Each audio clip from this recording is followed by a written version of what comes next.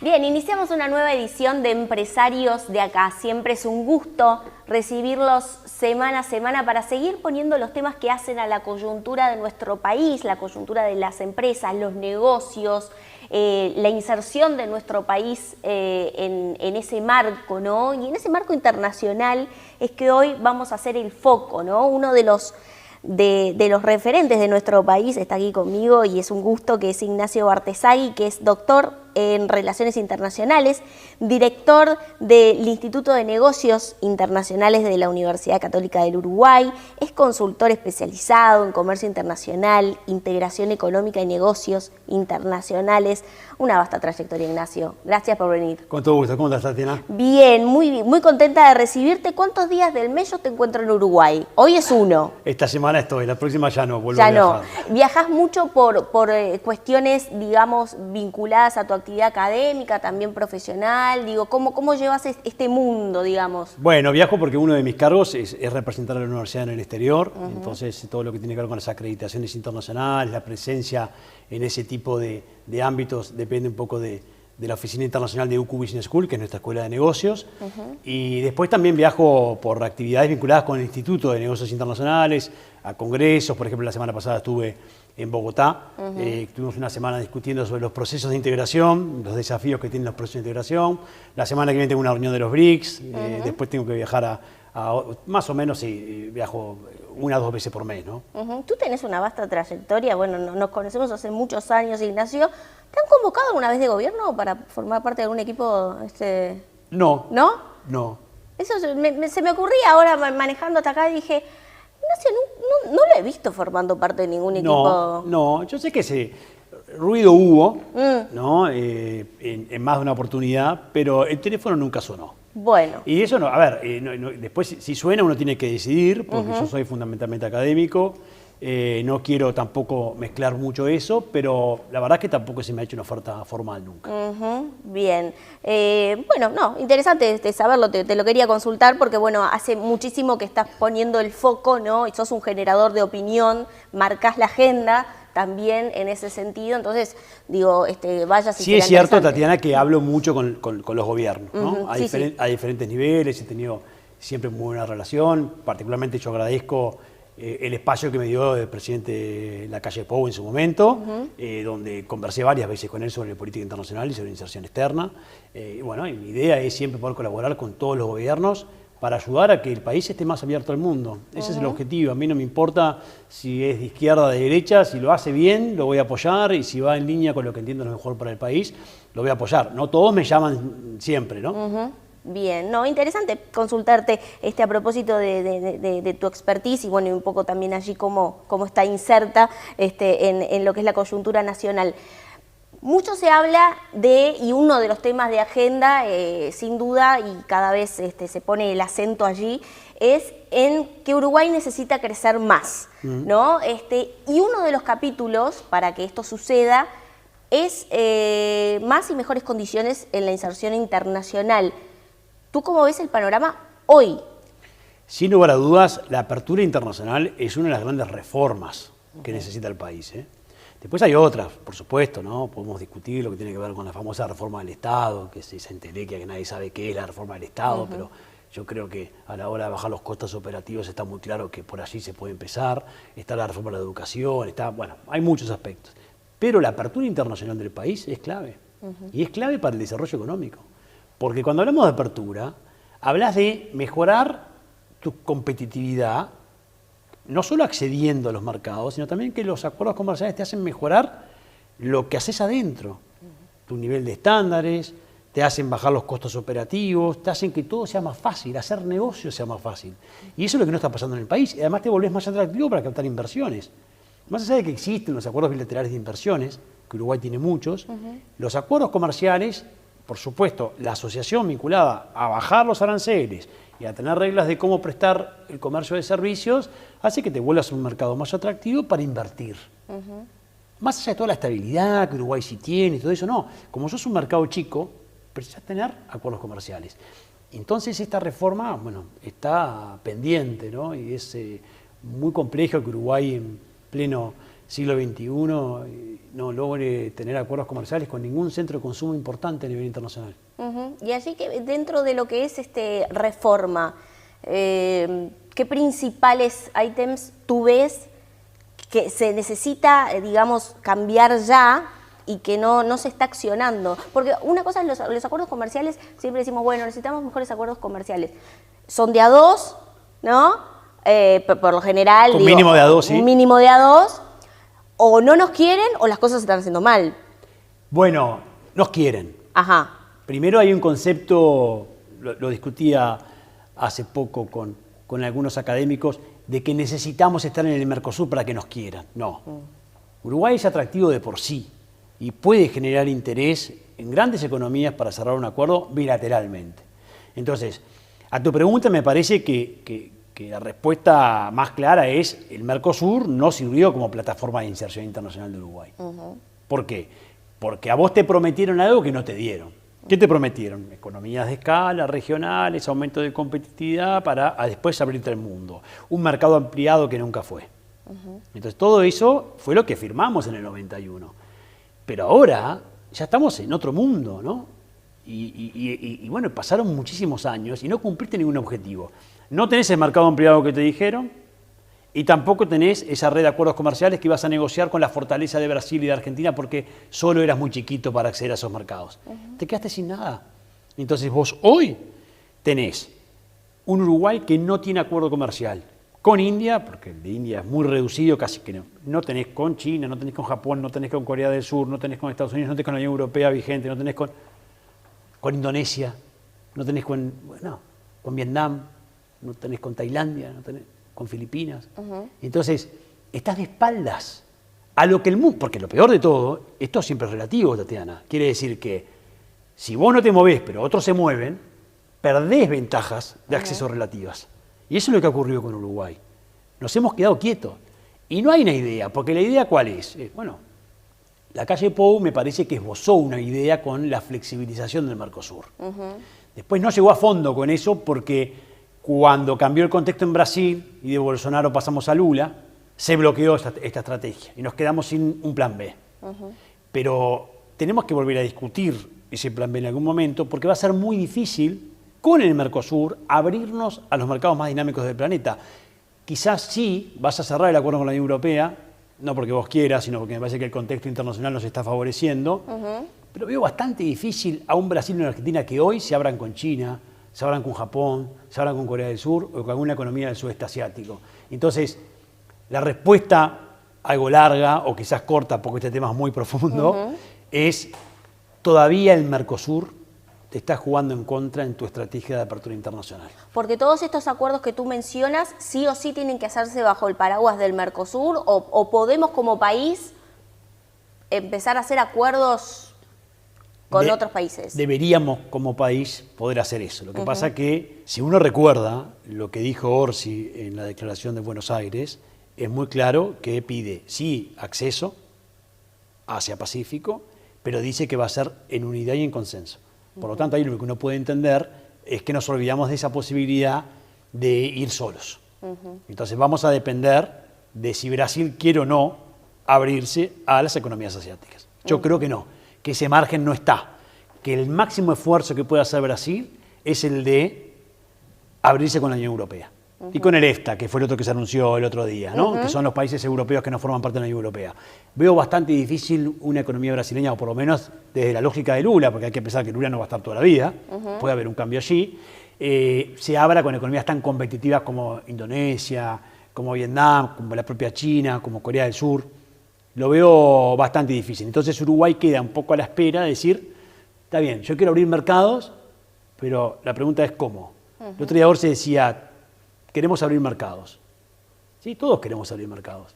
En eso estamos todos de acuerdo. Pero ¿cómo lo vamos a hacer? ¿Solos, juntos, vamos a esperar a esta unidad y a este consenso? ¿O ya después de tantos años de historia del Mercosur, porque esto se aprobó en el 91, no es hora de buscar alguna otra alternativa. Legalmente, ¿podría Uruguay hacer otro tipo de tratados sin depender del Mercosur, por ejemplo, con algunos países puntuales, por algún tipo de, yo que sé, producto? Lo mejor sería negociarlo porque vos firmaste un tratado que dice que tenés que negociar en conjunto. Claro. Y después hay una decisión así muy polémica de que si está vigente o no. Creo que lo que hay que es negociar, hay que buscar una negociación. Y si no, legalmente lo que sí puedes hacer es irte del Mercosur. Está previsto.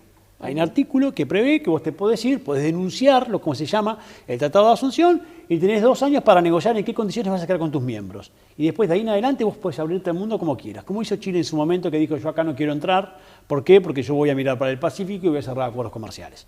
Entonces la decisión está, se precisa voluntad y además una estrategia.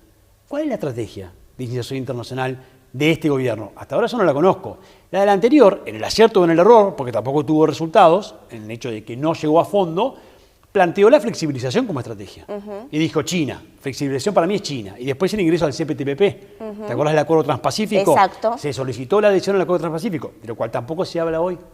Este gobierno no habla porque CPTPP, China, es parte de la flexibilización del Mercosur que no parece estar acompañada por este gobierno. Entonces, la pregunta es, ahora estamos todos apostando a que se cierre el acuerdo con la Unión Europea este año.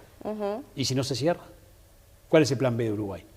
Yo no lo veo claro, porque tampoco hay una discusión de cómo generamos promoción comercial o cómo abrimos mercados desde otro lugar. Falta mucho todavía en Uruguay en identificar las potencialidades comerciales, en trabajar con las empresas para que puedan, aprovecharlas. Hay mucho por hacer en ese terreno todavía, ¿no? Vamos a hablar de esto en el próximo bloque de empresarios de acá, pero preguntarte a propósito para no dejarlo descolgado, pero tú hablabas de lo que es promoción, ¿no? Y lo vemos, en la prensa, las personas que están del otro lado se informan en otros medios de cuestiones que pasan, por ejemplo, Uruguay presente en la feria de tal o cual, recientemente en Japón, el ministro de Ganadería, Agricultura y Pesca, dando como una visión, como que si hubiesen grandes resultados a partir de, por ejemplo, esa presencia, pero hay otras. ¿Eso significa algo? A ver, yo te diría, siempre apoyé los viajes al exterior. Puede ser un problema de debilidad profesional también, ¿no? Porque, por supuesto, yo viajo mucho, me parece que viajar te abre la cabeza, mucho más que este es un mercado muy chico. Y tenemos como además una lógica media provincial, ¿no? Esa discusión que yo siempre digo, se enojan a veces, Peñarol Nacional, ¿no? O Nacional Peñarol para que nadie se enoje, ¿no? En ese orden. Estamos mucho la chiquita a veces, ¿no? Me parece que para un país como el nuestro, tan chico, necesitamos tener una amplitud. Y para eso, a todos los niveles hay que viajar. Entonces yo apoyo que los ministros viajen y apoyo que el presidente viaje. ¿Por qué? Porque eso abre puertas, porque eso te permite conocer experiencias, buenas prácticas, contactos, identificar qué es lo que están haciendo otros que tú no estás haciendo. Ahora, después hay que dimensionar apropiadamente los resultados que mostrás por eso. No es solo viajar, no es porque me junté con Modi y estoy abriendo mercados. Uruguay no abrió ningún mercado en estos 4 meses de gobierno. O sea, no se están abriendo mercados, se están llevando adelante contactos que están muy bien y que pueden generar oportunidades en inversiones, en comercio. Pero cuando se habla de comercio, es muy bueno explicarle a la teleaudiencia, Tatiana, que cuando se habla de comercio vos tenés definido que esa política no depende de vos. Tú perdiste soberanía. Tú, a la hora de cerrar un acuerdo comercial, no podés ir solo. Y este gobierno tampoco quiere ir solo. Lo dejó claro Orsi con su mensaje de que quiere unidad y consenso para abrirse al mundo. Entonces, lo que va a pasar porque otros tomen las decisiones. Fundamentalmente Brasil o la Unión Europea. Si la Unión Europea resuelve el bloqueo francés, que todo indica que lo va a resolver, y se cierra finalmente, está cerrado, se firma y se inicia el proceso de incorporación del acuerdo con la Unión Europea, y claro, eso es muy positivo para el Mercosur y quizás hasta inicia otra etapa, ¿no? para el proceso de integración. Pero la pregunta es, ¿qué depende de vos? De lo que depende de vos, ¿qué estás haciendo? Algo esbozó Done de bajar los costos operativos. Pero el arancel, para que tengas una idea, el arancel promedio de Uruguay es más o menos del 10%. El arancel promedio a nivel mundial es del 5%. Tú tenés el doble. Pero Uruguay se da el lujo de cobrar algo que se llama la tasa consular, que para países de esta zona del Mercosur es del 5%. Por lo tanto, tú cobras un arancel del 15%, que es 3 veces. La pregunta es, ¿no hay algo de retórica en cuanto a que somos un país abierto y que estamos haciendo todo para abrirnos? Porque hay cosas que vos podés hacer sin consultarlo al Mercosur y que no haces. Claro, porque ahí te dicen, no, Ignacio, ¿para qué son 300 millones de dólares de ingreso por año? ¿Y el fisco qué pasa? Y los empresarios que quieren exportar o que quieren importar. Pero cuando hablamos de comercio, cometimos el error siempre de hablar de bienes y de exportaciones. Pero no, también importamos. Y también importamos insumos. Y también los que consumimos en Uruguay queremos comprar la ropa más barata. ¿Por qué ahora está esta discusión con las plataformas chinas? ¿Por qué se están usando tanto? Y porque Uruguay es caro. Porque estamos cansados ya de pagar tanto por lo que compramos en este país. Todo es caro, pero desde la luz hasta un auto. Un auto de un mismo modelo puede costar más del doble en Uruguay que lo que cuesta en Chile. Es cierto. Entonces la pregunta es, ¿cuándo vamos a resolver eso? Porque esa discusión no está vetada por el Mercosur. Acuerdos de servicios, ¿por qué no cerramos acuerdos de servicios? Si eso tampoco está vetado por el Mercosur. Hay una gran cantidad de acciones que se pueden llevar adelante que yo noto que no sé si es cultural o qué nos pasa, noto cierta falta de dinamismo en el país para tomar estas decisiones, ¿no? Bien, vamos a seguir hablando de estos temas. Te invito a que te quedes, por supuesto, al próximo bloque. Ignacio Bartesay, que es doctor en Relaciones Internacionales y director del Instituto de Negocios Internacionales de la Universidad Católica del Uruguay. Vamos a una pausa a seguir hablando de todos estos temas y enseguida regresamos. Betel, única cadena de centros de estética y spa del Uruguay. GSS, única empresa en Uruguay dedicada al Facility Services. Limpieza, seguridad, outsourcing de personal y mantenimiento. Conozca más en www.gss.com.uy. Agregamos valor a las empresas. ¿Sabes cuál es la línea Dermaglow Facial Ultra que tu piel necesita? Dermagloss Ultra Hidratación. Hidrata por 24 horas. Dermagloss Ultra Firmeza. Suaviza las líneas de expresión. Dermagloss Ultra Volumen. Ayuda a reducir arrugas. Dermagloss Ultra Estructura. Atenúa arrugas profundas. Dermaglow Facial Ultra. Una línea para cada etapa de tu vida. En Semiflex llevamos más de 40 años ayudándote a ver el mundo con claridad. Nuestra trayectoria se basa en la excelencia técnica y el compromiso con la innovación, siempre a la vanguardia en tecnología óptica. Contamos con un equipo altamente capacitado que te brindará un asesoramiento personalizado para encontrar la mejor solución para tu visión. Confianza, calidad y precisión en cada detalle, porque tu bienestar visual es nuestra prioridad. Semiflex, tu mejor manera de ver el mundo.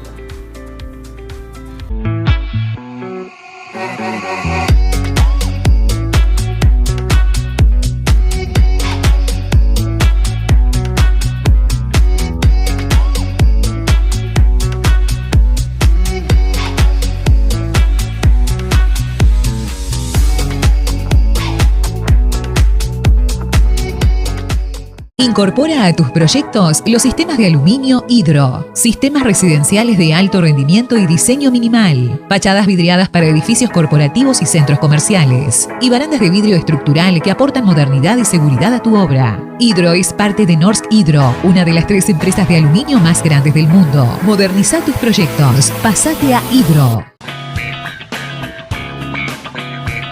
Hace unos días, en las sierras de Minas nació un nuevo movimiento social. Yo prefiero agua. Cientos de personas se reunieron en un día cargado de música y buenas historias para impulsar un mensaje claro. Elegir agua es elegir bienestar. Salus se sumó al compromiso y transformó sus etiquetas. Ahora, sus botellas llevan la palabra agua en lugar de la marca, como un recordatorio para que todos incorporemos el hábito de hidratarnos mejor cada día. Yo prefiero agua, sumate vos también al cambio. Elegí agua, elegí sentirte bien. Presenta este espacio Compass Uruguay, soluciones para outsourcing de personal. Segundo bloque de empresarios de acá. Estamos en diálogo con el doctor Ignacio Bartesagui, que es director del Instituto de Negocios Internacionales de la Universidad Católica, un experto en comercio internacional, integración económica y negocios internacionales. Y veníamos hablando y haciendo una puesta a punto de cómo se encuentra hoy Uruguay inserto en el mundo, ¿no? La verdad es que no estamos tan bien como deberíamos, por lo que entiendo, ¿no? No. Como podríamos estar. Sí. Estamos atrasados, definitivamente. Estamos atrasados. Allí, Ignacio, preguntarte, ¿no? Porque hacías mención, y yo lo dejé para este bloque al principio, es explicando cómo también el tema de apertura comercial, ¿no? Tener mercados, mejores condiciones, mejora las condiciones internas, ¿no? Con respecto a competitividad. Y una discusión que se está dando, por lo menos en voz un poco más alta, es la productividad. Allí, ¿cómo se relaciona lo que es inserción internacional, competitividad y productividad? Bueno, lo que pasa es que cuando vos te abrís al mundo vas adquiriendo también, buenas prácticas y procesos de producción y certificaciones y estándares cada vez más elevados, ¿no? Que eso, por supuesto, te genera un impacto en la forma de trabajar, ¿no? Y esa forma de trabajar implica que de repente tenés que someterte a ciertas reformas, ¿no? Por supuesto que en Uruguay hay un debe en esa discusión. Me llama la atención que en un país que tiene que aumentar la productividad, tenemos que ser más competitivos. Porque te voy a contar algo. Esta discusión de la empresa japonesa que se fue del país. En mis viajes a Japón, ya me decían hace muchos años la preocupación que tenían de los niveles de productividad de Uruguay. Y ya les preocupaba el nivel de presión de los sindicatos en algunos asuntos. Entonces, esto es clave, ¿eh? Es clave ser competitivos, ser productivos, es clave entender que necesitamos una reforma de la educación asociada a lo que imaginamos que queremos ser. Por eso cuando hablamos de estrategia de desarrollo, tenemos que decir, bueno, ¿cómo nos imaginamos de aquí a 20 años? ¿Qué va a ser Uruguay de aquí a 20 años? Porque si vos querés captar inversiones tecnológicas y que pretendés o te posicionás a ser un hub tecnológico, vas a tener que llevar adelante las reformas para poder hacerlo. Si vos querés ser un gran jugador, exportador de alimentos o de productos agroindustriales o de agroinsumos con tecnología, que vaya si la tiene, porque esa discusión ya de exportar productos agrícolas no es tecnológico, ya quedó totalmente fuera. Bueno, ¿qué estás haciendo para generar eso? ¿Cómo les vas a abrir mercados? ¿Qué reformas internas estás haciendo? Si querés ser un exportador de servicios, ¿cuál es la estrategia nacional de servicios de Uruguay? ¿Qué dificultades logísticas tienen hoy esos sectores para ser más competitivos? Entonces está todo entrelazado. Lo que sí te digo es que cuando vos te demoras mucho en las reformas internas, a veces si vos te abrís al mundo, muchos países asumen, los cambios a partir de presiones externas. Entonces, esto va a ocurrir con la Unión Europea. Hay muchas discusiones que el Mercosur no está teniendo, que si entra en vigor el acuerdo con la Unión Europea, las va a tener que tener a la fuerza. Y eso va a aumentar la competitividad del país. Por ejemplo, alguna de esas discusiones que tú ves que no se tienen y que de repente esto va a impulsar a que estén en la agenda. El tema del capítulo de desarrollo sostenible y los temas ambientales. Está muy bien, porque Uruguay además está preparado para cumplirlos. Es verdad que después hay que trabajar con las pymes, con las MIPYMES y con las pymes exportadoras fundamentalmente, de no cargarlos en ese proceso de certificación. El Estado tiene que adelantarse. Bueno, ¿cómo podemos apoyar para que esto no sea una traba burocrática más? Eso es bien relevante, pero en el Mercosur vos tenés un ejemplo, 2 sectores que están excluidos del comercio interregional. Y uno de ellos es muy relevante, es el sector automotor. Como vos le diste libre comercio al sector automotor de la Unión Europea en determinado periodo de tiempo, necesariamente vas a tener que acordar dártelo entre los miembros. Entonces, un mercado que no era plenamente integrado, en lo que tiene que ver con todos los sectores, a partir del acuerdo con la Unión Europea lo va a pasar a hacer. Y así, muchos ejemplos. Entonces, como estamos lentos de reformas, porque en realidad, en el fondo, ni Argentina, ni Paraguay, ni Uruguay, ni Brasil han querido ceder soberanía en cuanto a una visión realmente comunitaria. Siguen siendo visiones nacionales que acuerdo con uno y después acuerdo con otro. No tengo una visión colectiva, una visión comunitaria, eso nunca existió en el Mercosur.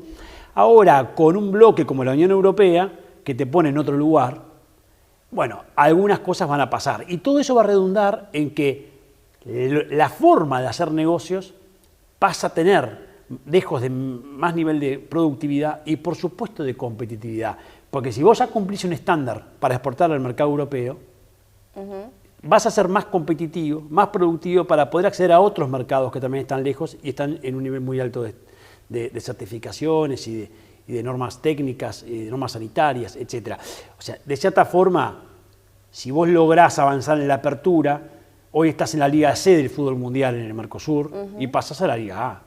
Y eso debería ser una plataforma para cerrar otros acuerdos comerciales de la misma importancia.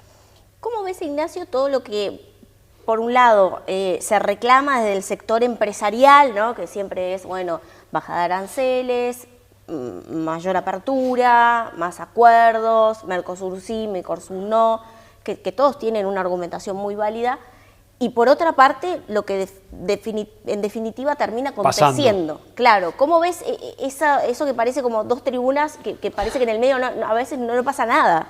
No quiero ser antipático con tu público objetivo, que sé que son muchos los empresarios, pero les he reclamado un poquito más de acción. Cuando hablas con los empresarios off the record, todos te dicen que precisan mercados, que precisan un cambio, que hay que ser más competitivos, que hay que cambiar esto.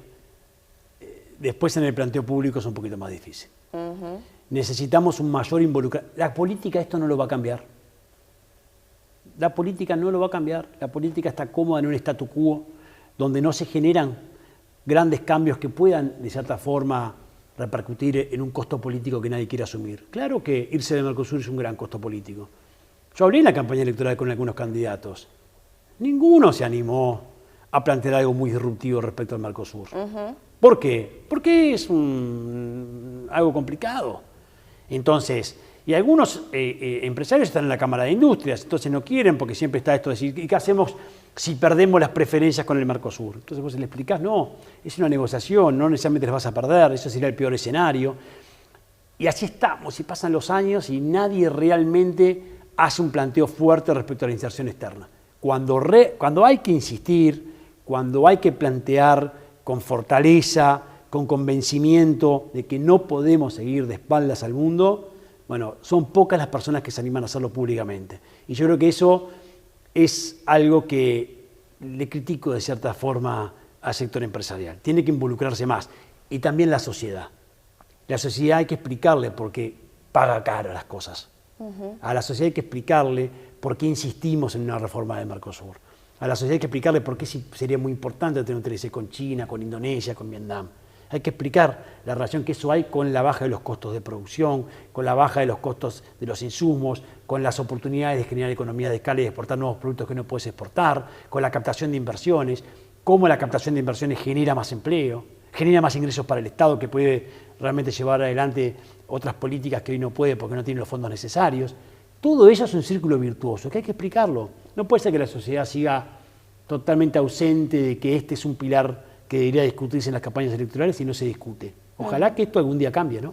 Ahora, allí es muy interesante y tu punto de vista y coincido, pero también hay una frase en una de las películas del Padrino que más o menos dice que, bueno, la economía es el arma y la política aprieta el gatillo, ¿no? O sea, digo, los empresarios pueden manifestar, digo, ejercer, digo, desde el mejor de los términos, mayor presión, ¿no? Con propuestas, con argumentaciones y demás. La sociedad puede entenderlo, pero elige a sus representantes, ¿no? Y como que la última palabra allí es como que desde el punto de vista de la política, ¿no? Entonces es como que tenemos muchos análisis y después nos encontramos con un signo de interrogación al final después del signo de igual. Falta alguien que realmente mueva el tablero. Y por supuesto que la política es clave, pero necesitamos a alguien que se anime a dar ese paso, porque después la sociedad lo va a entender. Cuando hablamos del Mercosur, yo le he dicho a muchos políticos, hagan una encuesta a ver qué piensa el ciudadano sobre el Mercosur. Y debe estar cansado, porque llevamos 30 años hablando de lo mismo. O sea, ¿cómo le vas a decir a un ciudadano uruguayo que el Mercosur funciona si a veces tiene que estar 10 horas en el auto esperando para cruzar una frontera en Argentina? Ni eso logramos resolver, Tatiana. Argentinos y uruguayos 10 horas para cruzar una frontera. Ni eso se puede resolver en un proceso de integración. Y después vas a hablarles de Mercosur. Cuando sabés que empezás, todas estas empresas, pymes y mipymes y las empresas pequeñas muy integradas a la región, sí, exportan a la región, pero exportan hasta que Brasil quiera. Porque Brasil, el día que te aplica una barrera no arancelaria, o lo vas a Argentina, y sabemos que hay por doquier, no hay ni siquiera una justicia regional para poder decir. Yo por eso cuando viajo me dicen, bueno, Uruguay es el Singapur de América. Y dice, bueno, en lo público uno tiene que defender siempre al país, y dice, sí, bueno, tenemos un puerto con estas condiciones, somos la puerta de entrada para el Mercosur. Pero en privado te digo, ojalá. No somos el Singapur de América, tampoco ya somos la Suiza de América. ¿Cuándo vamos a asumir esto? Eso pasó hace 30, 40 años. Tenemos enormes desafíos en Uruguay. Tenemos muchas virtudes también, porque por supuesto que tenemos muchas virtudes, pero deberíamos sentarnos sobre esas virtudes para reformar a mayor velocidad algunas cosas que nos están trabando. Porque si realmente, como dice el ministro de Economía Odone, hay que cambiar la tasa de crecimiento a largo plazo, ¿y cómo la vas a cambiar? ¿La vas a cambiar haciendo lo mismo? Ojalá que en algún punto, desde la política, pero por presión del sector privado, ahí por supuesto que involucro a la academia, que involucro al sector privado y también a la sociedad, a los empresarios, ojalá en algún punto alguien se anime a dar ese debate que es incómodo. Claro que las reformas son incómodas. Lo mejor siempre es el statu quo y no hacer mucha cosa. Acordate el artículo del The Economist, que dice, a Uruguay lo que lo está complicando es su propia estabilidad. La estabilidad, que es algo muy bueno, es lo que nos está, a todos dejando en un nivel de comodidad y creemos que eso es lo mejor, y lo mejor no, lo mejor sería estar discutiendo lo importante, qué país queremos de aquí a 20, 25 años, más allá de quién gane las próximas elecciones, ¿no? Y qué interesante también escucharlo de ciertos análisis que están despojados, ¿no?, de la subjetividad, ¿no?, a veces de estar en el propio país, ¿no? Y bueno, te agradezco el análisis que nos has compartido hoy porque tenés mucha visión, sos un experto en estos temas y desde ya te extiendo la invitación para que vuelvas, porque estos temas están en la agenda y hay que tratarlos y hay que ampliarlos, así que ha sido muy fructífera la charla contigo. El gusto es mío, te agradezco mucho y también te felicito por dar este espacio para que, eso que decíamos, los empresarios, la sociedad y todos, se involucren un poco más con esto que es súper relevante para el desarrollo del país. Bienvenido a este espacio siempre, Ignacio, gracias. Muchas gracias, un placer.